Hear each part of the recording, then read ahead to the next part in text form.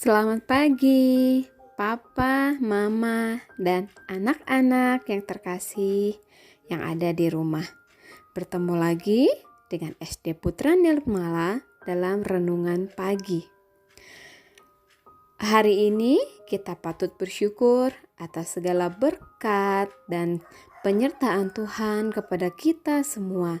Sehingga pada pagi hari ini kita bisa kembali memulai aktivitas kita bersama-sama. Nah, anak-anak, sebelum kita mulai kegiatan hari ini, marilah kita berdoa. Dalam nama Bapa dan Putra dan Roh Kudus. Amin.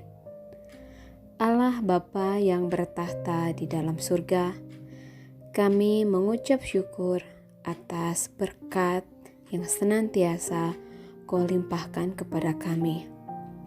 Terima kasih atas berkat kesehatan yang boleh kami nikmati sampai pada hari ini. Tuhan Yesus, sebentar lagi kami semua akan mendengarkan firman-Mu. Bukalah hati dan pikiran kami supaya kami bisa mendengarkan sabda-Mu, meresapkannya di dalam hati, dan agar kami semua pun bisa melaksanakannya dalam hidup kami sehari-hari. Tuhan Yesus, doa ini kami sampaikan dengan perantaraan Yesus Kristus Juru Selamat kami. Amin.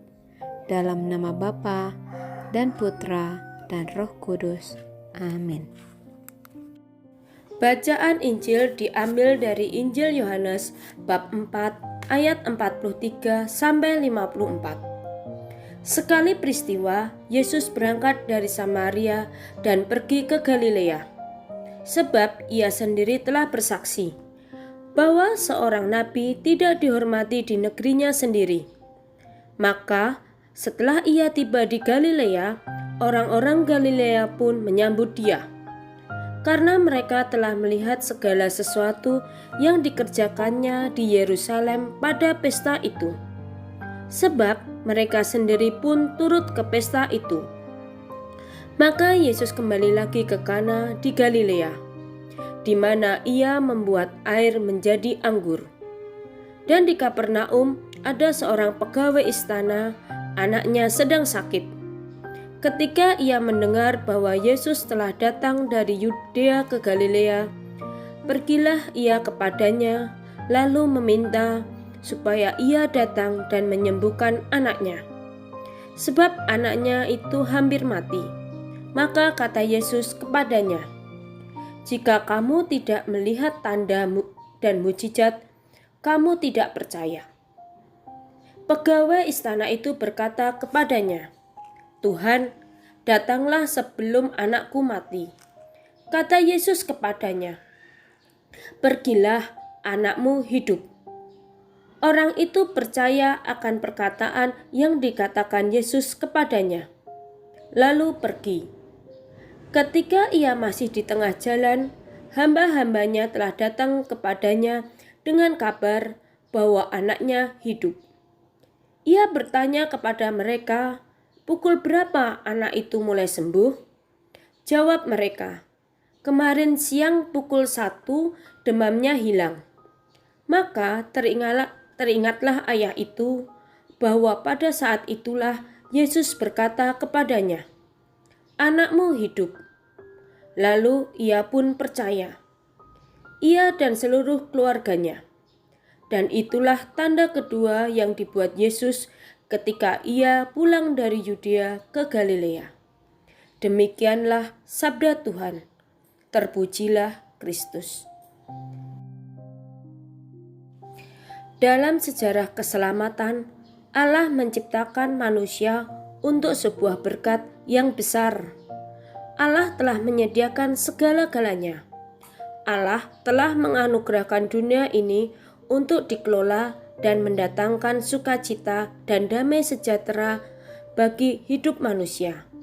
Namun, manusia tidak pernah puas. Manusia menjadi rakus dan ingin menguasai segala-galanya. Maka yang didapatinya hanyalah kekacauan dan perselisihan. Namun, Tuhan tidak tinggal diam. Ia adalah Bapa yang Maha Baik. Bapa yang selalu mengampuni dan menerima kembali anak-anaknya. Ia tetap memberikan janji yang sama seperti semula, yaitu berkat sukacita dan kesejahteraan asal manusia mau datang dan memegang teguh perjanjian, yaitu menjadi hamba yang setia. Janji berkat dan kesejahteraan ini sungguh nyata dialami manusia dalam tanda-tanda kehidupan.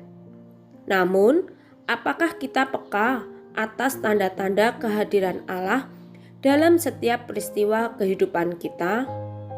Ataukah peristiwa demi peristiwa campur tangan Allah itu berlalu begitu saja? Kita harus sadar bahwa segala anugerah kehidupan yang kita alami tidak pernah lepas dari tangan kerahiman Allah kita. Marilah kita berdoa.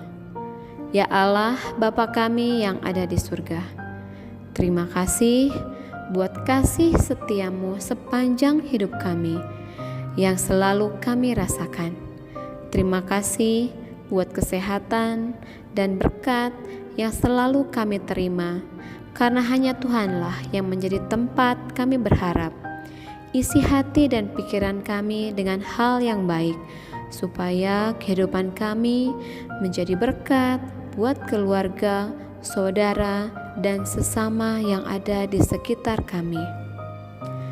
Pada hari ini kami sudah mendengarkan firman-Mu. Biarlah firman-Mu ini tertanam di setiap hati kami dan dapat menguatkan kami dalam menjalankan kehidupan kami sehari-hari. Terus bimbing kami ya Tuhan dengan firman-Mu, supaya kami selalu dapat mengucap syukur dalam segala hal. Terima kasih Tuhan Yesus. Dalam nama Tuhan Yesus kami sudah berdoa dan mengucap syukur. Amin. Dalam nama Bapa dan Putra dan Roh Kudus. Amin.